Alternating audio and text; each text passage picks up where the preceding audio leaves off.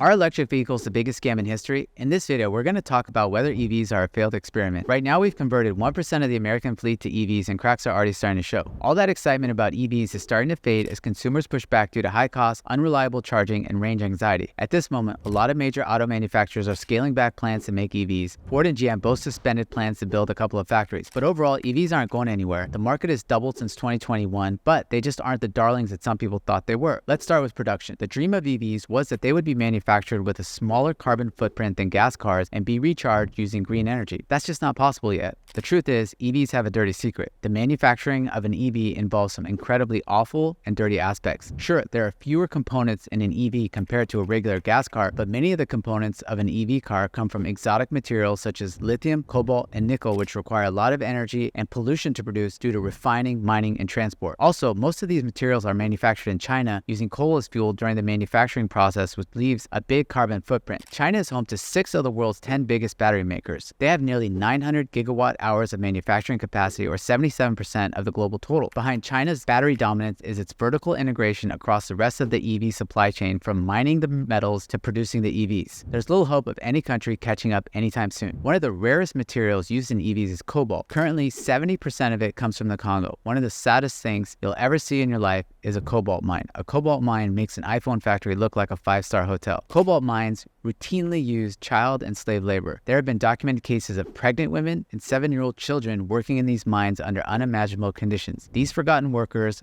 are being exposed to toxic dust, harsh working conditions, and the constant threat of injury or death from things like collapsed tunnels. It's not like gas-powered cars are perfect by any means, but let's just be honest, when you buy an EV, you're also no savior to the environment, and sadly, you're enabling human suffering in the Congo. Next, let's talk about efficiency. The neatest thing about EVs is that they don't use gas. That's great, but the electricity has to come from somewhere. Here's a fact that most people don't fully appreciate. Most of the supply of electricity in the US comes from fossil fuels. Given this, the recharging of EV vehicles is not without pollution to the environment. My home state of California is the cleanest energy state, but California still gets about 50% of its energy from fossil fuels. That means every time I plug in to charge my Tesla, most of the power is coming from coal, natural gas, and petroleum. In other words, I'm powering my Tesla mainly from the same source that you're powering your gas car. So what's worse for the environment, gas or electric cars? Well, so much of the data is blurry because we have to rely on stats from China. Based on our best estimates, it'll take 5 to 10 years of owning an EV before it's cleaner than a gas-powered car, depending on how much you drive. And don't forget, once you're done with that electric car, those batteries are very toxic and they are not easily or cheaply recycled. Next, let's talk about scalability. The US electric grid is already maxed out. Here in California, during peak months, rolling blackouts are pretty common. The administration is pushing EVs hard, and California actually wants to end the production of gas cars by 2030. But there's one big issue that must be addressed that all these ambitious policymakers are forgetting.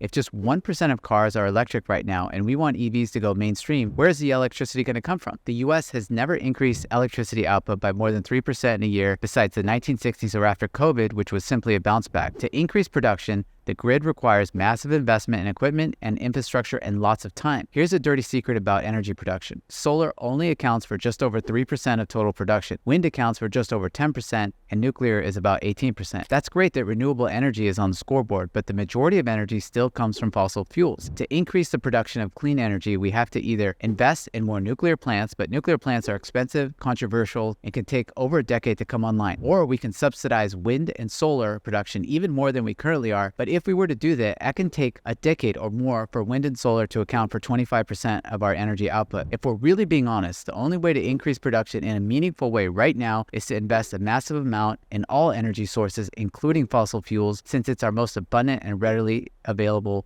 source. That's the big dirty secret that politicians don't want you to hear about. Lastly, let's talk about user experience. There's no question that EVs have incredible technology, and they are cool to drive with mind-blowing performance in some cases. But overall, there are some things that people are voicing louder and louder that they hate. Here's a summary of the dark side of EVs. The estimated battery life the car tells you is absolute BS. If it says 300, you're probably only getting 200. Range anxiety is real. Range anxiety is that feeling where you are freaking out about whether you have enough battery to get to your destination. Repairs suck. All the existing infrastructure for car repair is mainly for gas-powered cars. If anyone has experienced repairs with an EV, they know it sucks. EV insurance rates are higher. They're higher because the cost to repair them is higher. Long distance trips flat out suck. You will have to stop, and if you're traveling during a holiday weekend, charging stations will be packed. EV charging networks are crucial. If you don't have a Tesla, you will very likely go through hell to charge your car outside your home. In big cities, it feels like half the stalls are broken and the other half have a 30-minute wait. Charging times are no joke. If you go to a gas station, you're looking at about 10 minutes in and out. To charge your car, you got to set aside at least 30 minutes if you want a full charge. The production of EVs is way dirtier than most think. The efficiency of EVs is questionable.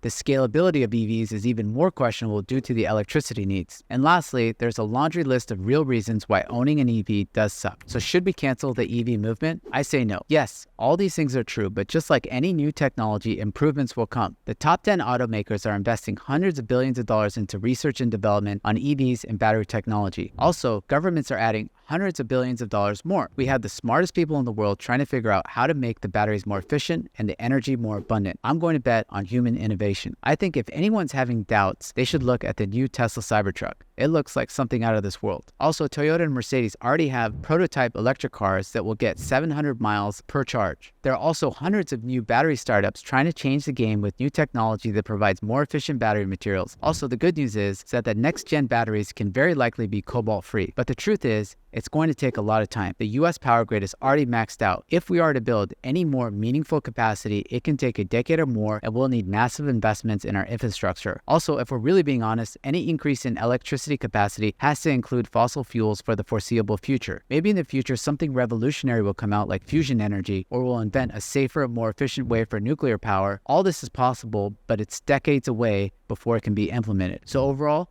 yes, EVs are the future, but so are gas cars at the moment. Over time, EV adoption will definitely increase, but it's just not going to happen as soon as people think. It's not going to happen as cleanly as we hope, and buying an EV is just not as good for the environment as you think, especially if the main battery components are made in China. I really hope Elon Musk proves me wrong, but we'll just have to wait and see. If you enjoyed my video, please push the like button, and I wish you a great day. Thank you.